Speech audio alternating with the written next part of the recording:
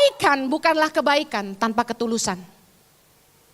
Motivasi dari semua kebaikan kita akan diuji oleh orang-orang ini. Yang pertama, orang-orang tidak tahu berterima kasih. Bokamsia people. Orang-orang serakah yang udah kita bantu malah mau ciak kita. Ngerti ciak? Makan. Dan orang-orang aji mumpung yang udah ditolong kagak tahu diri. Orang-orang aji mumpung itu gak tahu diuntung.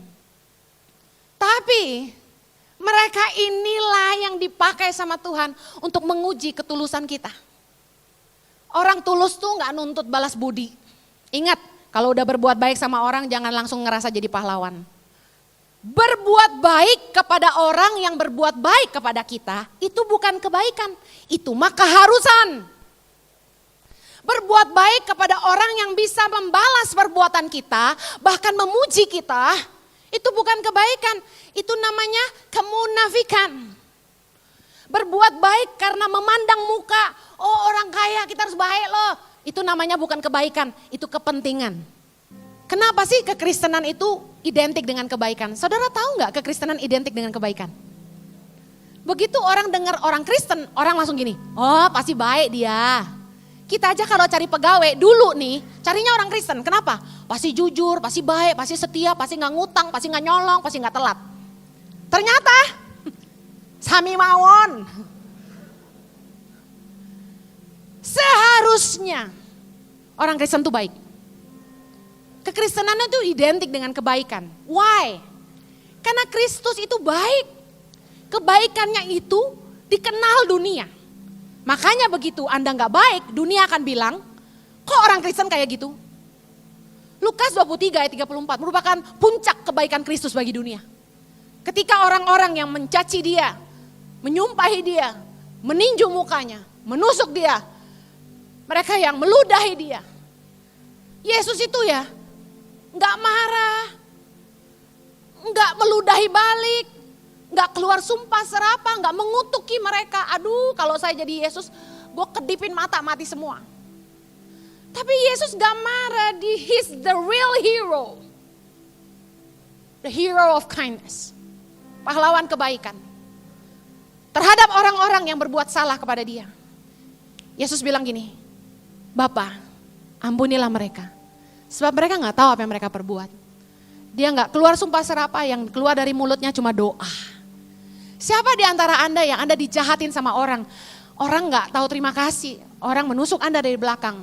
Orang mengecewakan Anda sudah banyak berkorban tapi pasanganmu mengecewakanmu. Mungkin malah selingkuh. Saya mau kasih tahu, berdoalah seperti Yesus. Kita gak bisa lupa sama kesalahan orang. Tapi kita bisa jadikan itu pelajaran buat masa lalu kita. Bagaimana cara kita lupa mengampuni, bukan lupa total, tapi intinya berhenti memikirkan kesalahan orang. Dan kita bisa tulus ngampunin orang, ikuti doa Yesus.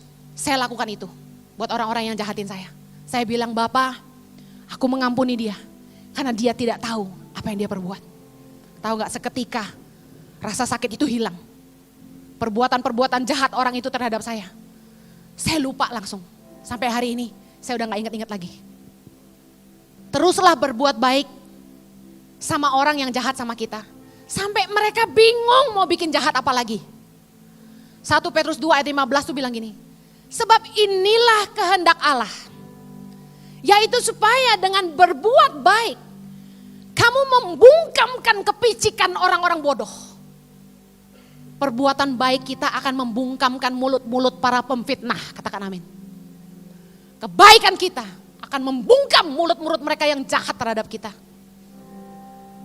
Banyak orang yang mulutnya jahat sama kita. Ngomongin kita di belakang. Fitnah kita yang ini, yang itu, padahal kita gak buat semuanya. Jangan marah, tetaplah berbuat baik. Kebaikan akan membungkam mulut mereka. Jangan berhenti menebar kebaikan hanya karena Anda gak dihargai orang. Jangan berhenti berbuat baik hanya karena Anda gak dihargai, dikecewakan, bahkan dimanfaatkan.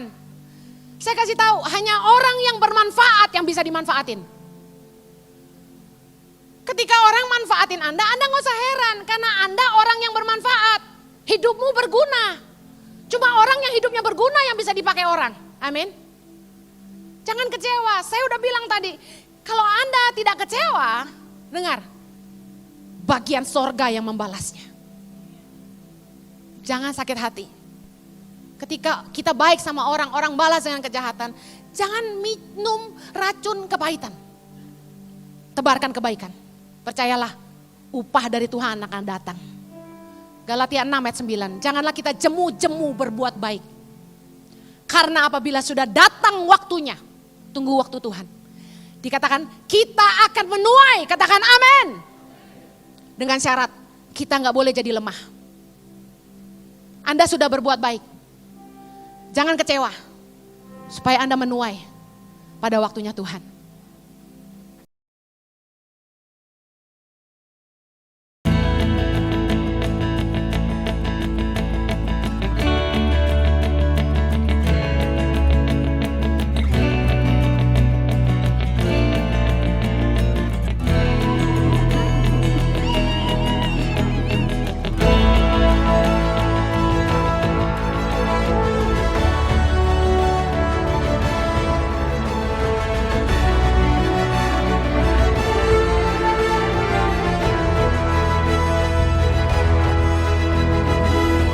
Suka duka, perjalanan tangan pengharapan dalam membangun pendidikan di pelosok tanah air Indonesia.